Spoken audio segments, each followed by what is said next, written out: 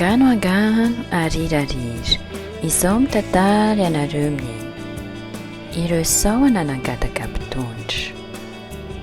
Indray andro nisy andehana sahona ny tao anaty kamory. Tsy nanana mpitondra izy ireo, fa samy nifehitena irery no sady nanana fahafahana malalaka. Indray andro anefa, rehefa niarany vory izy rehetra, dia nanapa-kevitra ny hividy mpitondra satria mafy tamin'izy ireo tsy fananana mpitarika.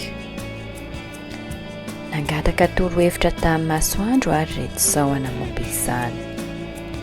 Resy lahatra izy ireo fa ny fananany mpitondra dia hiteraka fampandrosoana ho azy ireo sy ny fianakaviany tsirairay avy. Tamin'io andro io dia nafahana sady nandory tokoa ny masoandro. Niome izy na eny fangatahany reto sahona, kanefa dia nanapaka ratsan-kazo izy, izay natsipiny tao anaty kamory. Nisamboaravoara be ny rano noho ilay ratsan-kazo latsaka tao, ka natahotra mafy reto sahona, tsy nisy sanan'antony.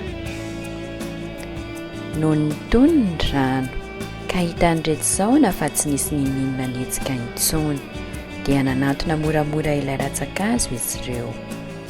Nandinika tsara ireo sahona nandritry ny fotoana vitsivitsy, ary no nitany fa tsy nisy nihetsika intsony, dia niakatra moramora teo ambonin'ilay ratsan-kazo reto sahona, ary tsy natahotra intsony. Tsy mila zavatra tsy mihetsika izay tsy mitondra ninina ho anay izahay, hoy ireto sahona mantsy ny masoandro, fa mangataka anao hanome mpitondra hafa ho anay. Nandefasan'ny masoandro vorombe ary reto sahona.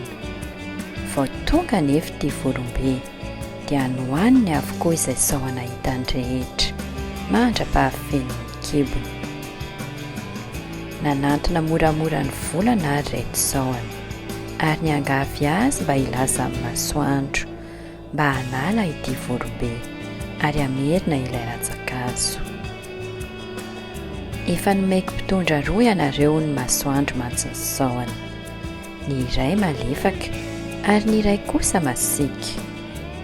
Tokony no tazominareo ilay voalohany ry sahona. Na nininanareo ity ratsan-kazo rehefa ilay vorombe ny lasa mpitondra anareo. Tsarovy anefa ity obolana izay ambarako anareo ity. Ireo izay mitady ny tsotra sy ny mamy loatra, raha sendra ny sarotra sy ny mangidy, dia mety tsy ahazaka izany. Angano arirarira, tsy izao mpandainga fa ny Ntaolo.